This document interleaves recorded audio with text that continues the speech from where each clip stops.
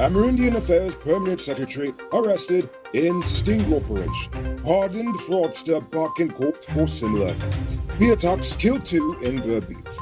And another day, another major government contract with shady foreign businesses.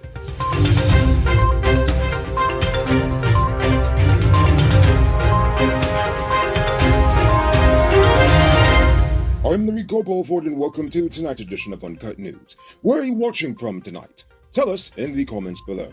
Yesterday afternoon, the Permanent Secretary for the Ministry of Amerindian Affairs, Sharon Hicks, was arrested during a corruption sting operation.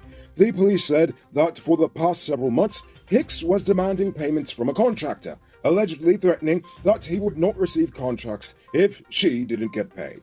But he eventually got tired of this game and told the police, who then helped him to catch her in the act. The Permanent Secretary was released on bail, but investigations into the matter are continuing. The PPP spent over $25.7 billion on the pandemic response since last year, and the Finance Ministry believes that they may need another $2.1 billion before the year is over. In 2020, the government spent $16.7 billion on the COVID-19 response. $7.1 billion went to healthcare. Another $7 billion went to the Rona checks, while $2 billion was spent on the vaccination program. And it may be possible that they'll have to spend another $2.1 billion on the program for vaccinations by year's end. This morning, 47-year-old serial fraudster Kemawati Ramnath was charged with forgery and obtaining money under false pretense. This is after she allegedly forged a U.S. passport with another woman's name to sell a plot of land to a man for $6.5 million. As it turns out, she was previously pardoned by Granger in 2017. But guess what? Guess what? Which crime? If you said fraud, then you are absolutely correct. Even though she clearly has no problems with defrauding people and lying to them, Ramnath was released on $3 million bail. Hopefully she'll be honest enough to appear back in court. Yesterday, residents on the East Coast gave the EPA a piece of their mind. The group blasted the EPA for neglecting to consider their health and safety by waiving the need for an environmental and social impact assessment for a proposed concrete bagging, storage, and distribution facility. The proposed facility is intended to be constructed within meters of homes in the villages of Le Ressouvigné, I probably got that name wrong, Happy Acres, and Felicity. The developer is Vista Trading and Logistics Guyana Inc., a company owned by 2 Trinidadian siblings and their Guyanese mother. Due to the nature of the proposed facility, residents of surrounding communities rejected the location, citing adverse health and environmental risks. The EPA has yet to approve the application, but it's expected that yesterday's busing would be taken into consideration. Are you one of the chosen few that benefits from duty-free? Good for you! Check out these amazing vehicles that just arrived at Best Buy Auto Sales. This 2016 Toyota Harrier Grand Sport Edition, this 2014 Range Rover Evoque, and this 2016 Lexus RX 200D are all on sale. They are all fully loaded and come with all modern features. Call or WhatsApp 662-0844 for more info, or visit their showrooms at Lot 171 Bidoroshi, Queenstown, or Lot 2 Lamo Street, and tell them the Rico sent you to get in on a sweet deal. The 46.5 megawatt power generation plant at Garden of Eden on the East Bank is expected to be recommissioned soon. Minister within the Public Works Ministry, Deodat Indar, said that the $10 billion plant is currently in the testing phase and is already contributing to the national grid on a test basis. The power plant consists of dual fuel generators that can utilize heavy fuel oil and natural gas simultaneously. The plant was originally expected to be online since April. The 27-year-old businessman who claimed to have been carjacked in Kitty, Georgetown, has just confessed to staging the incident in order to get insurance money. He originally claimed to have stopped his SUV in front of a restaurant on Alexander Street, leaving the key in the ignition. Upon returning from the restaurant, the vehicle was missing. However, police said the man has since confessed that he staged the incident because he was frustrated with the insurance company. He says that his insurance company refused to pay him for the damages after he was involved in an auto accident. As such, the plan was to destroy the vehicle completely to collect the insurance money. I don't really know how all of that works, but okay. Anyway, he was arrested and the vehicle was found abandoned in Ogle. Over in Berbice, 2 people died in separate bee attacks yesterday. 58-year-old housewife Dorothy Adams was on her way to a nearby shop to make a purchase when a swarm of bees stung her into submission. She then collapsed under a house about 400 meters from her home. Her husband had attempted to save her, but he too was stung so much that he had to run away. The extent of Persaud's injuries is unknown. That same afternoon, 57-year-old laborer John Sutherland was attacked by bees in Eversham village. Sutherland was accompanied by two farmers in a rice field in the Pakistan when they encountered the bees. The two other farmers fled, but Sutherland had one leg, so he could not run away. He was later found dead with stings all about his body.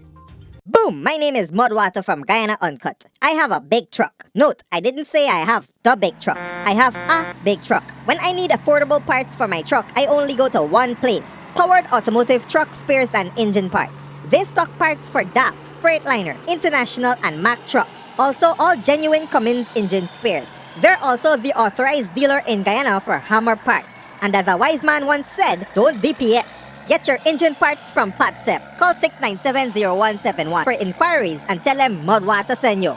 Boom out! It's now time for today's Runner Report. Today, the nation recorded 162 new cases. There are now 825 persons dead, 30 in the ICU, 3,430 in home isolation. And the total number of confirmed cases around the nation now stands at 33,337. Oh my. So please, wash your hands frequently. Avoid touching your nose and mouth and mask up before you leave the house. When you do leave home, try to avoid enclosed spaces and large crowds, and remember to give 6 feet of space between you and others. Now for a vaccine update. Thus far, 366,190 adults have had their first shot, whilst 220,017 have had both. As for the children, 25,615 have had their first shot of the Pfizer vaccine, and 14,679 children between the ages of 12 to 18 have had their second dose. And now for our stupid news of the day. You know what I think is stupid? Just how willing our government is to give contracts to shady foreign companies that never have our best interests in mind. In this latest example, out of the 5 companies that submitted technical and financial proposals to build the new Demerara Harbor Bridge, 4 of them are Chinese firms that have some scandal attached to their names.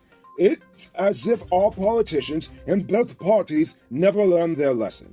The Marriott Hotel, the airport, the East Coast Highway, the Sheriff Mandela Road, all of these were built by shady companies that ended up inflating the price, underperforming in terms of quality, and went on so long over schedule that most people forget the original cost and completion date. I just don't understand. Common sense should tell you that if a simple Google search can reveal the extent of a company's past corruption and skullduggery with other contracts, why would you expect them to treat you any better? Often the excuse is that, well, they bid the lowest, so we save money. But is it worth the disrespect and hassle that comes with it? The airport was supposed to be completed years ago, and it took a cuss down from the president himself in order to get some modicum of work done. That is madness. Could you imagine Biden or even Xi Jinping having to do that to a foreign company in their nation? Well, of course not. At that point, they'd be told to leave the country altogether. So why must we deal with such unscrupulous companies, all in the name of value? If you ask me, to accept that situation in hopes of saving a few dollars is pretty stupid. Don't miss the grand 50% off sale and get a free 1-month Digicel Prime bundle plan. Available at City Mall, Starbrook Square, Regent and Light Street, Massey Turkine, and Massey Providence. Shop early, limited stocks available. Moving on to our Uncut News views poll question of the day. Every day we post a question about current events in Guyana, the region, the diaspora, and how you feel it relates to us. So you give your responses in the comments and we'll read the best ones in the following episode. Yesterday's question was, should foreign companies be allowed to return to Guyana after they have run afoul of the law, or should they have to pay extra to come back? Lakshmi Lakshman said, I don't think Guyana should give those outsiders an okay again. That is an I-pass. I agree. Carl Samwar said, well, we need development, don't we? So either we get sense, or foreign investors will bring expatriates with them. So y'all continue playing dumb politics. Literally. Exactly. We need to let them know that we mean business. Mix Jervis says no, and the people who let them buck should be put together with them, stripped of all their ill-gotten gains, and put in a strong cell for the young Guyanese to be able to see what happens to people who are thieves and betray the Guyanese people. Troy DeWeaver says, I take the fifth again when it comes to Guyana. So for tonight's question, do you think the sting operation at the ministry was an honest attempt to clamp down on corruption, or are they just pruning one errant branch of a corrupted tree? Think about that question and tell us in the comments below. If your response is good enough, we just might feature it in our next episode. Anyway, that's all the time we have for tonight. Check us out Monday for another. Until then, I'm Rico Bulford saying have a great weekend, and as always, don't drink and drive, or you'll end up on Monday's episode the hard way. Ha-ha! Good night, folks. Hey, Uncut News viewers, thanks for watching. You can subscribe by clicking on this button over here, or click over there for more news. You can also drop a comment to let me know if you've made it to the end of the video. Goodbye for now.